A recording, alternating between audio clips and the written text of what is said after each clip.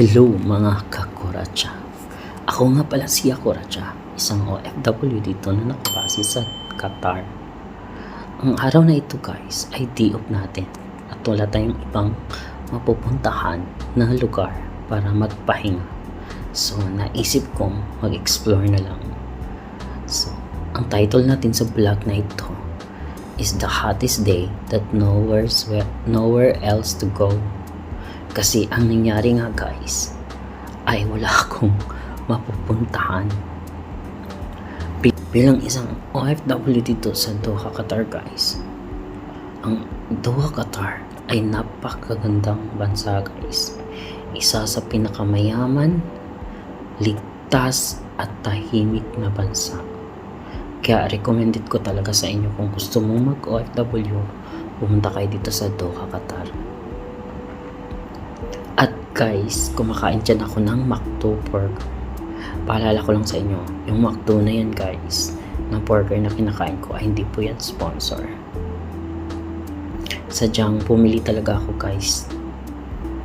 At yan, at nandito tayo ngayon sa Doha Souq Waqif. Pero itong area na to guys, kung saan ako nakatayo ngayon, ito yung lugar kung saan madaming mga stool na maliliit na modern na siya guys, hindi na yung traditional. So may area na modern, may area din na traditional guys lang yung mga binibenta, gaya ng mga carpet, mga kaldero, nandun sila sa mga traditional.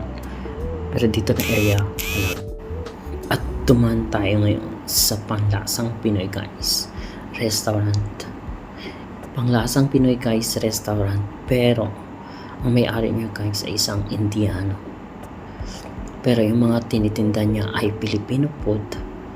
At nagpapabubi ata sila guys every Friday. Madaming mga Pinoy na nagtatambay dyan guys sa taas dahil sa mga pagkain at video yan guys. Alam mo naman, pag Pilipino ka, todo talaga yung kantahan. At guys, ang hinihintay ko lang dyan ay ang karak. Ay, nakabili na tayo ng karak. At ayan na guys, tatayo na naman tayo at maghahanap tayo ng ibang area kung saan tayo pupunta ulit. Pero actually guys, sa araw na ito nag-explore talaga ako, nag-ikot-ikot, kasi gusto kong gumawa ng content talaga na pwedeng maging maganda naman, just maganda. Pero sa totoo guys, nagagawa na nga ako ng content. At paalala ko sa inyo, sana hindi nyo kalimutan mag-comment at mag-like at mag-share sa ating video. At ngayon naman guys, andito ako sa harap ng mosque guys. Itong mosque na to ay pinakalumang mosque dito sa Doha, Qatar. Isa siya sa mga iconic building dito sa Doha guys.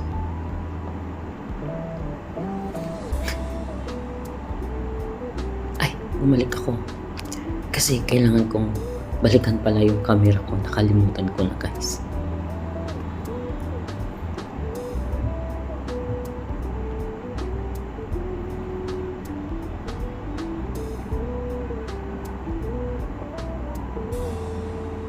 Pagkatapos natin doon sa iconic building guys ng Doha, Qatar, tumawid tayo papunta sa Mango Exhibition dito sa mismong Doha Souq Waqif.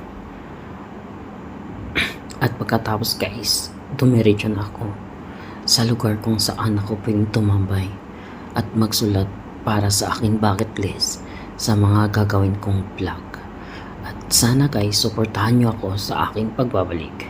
Ito po si Kuratsa from Doha, Qatar. Maraming salamat sa inyong panonood.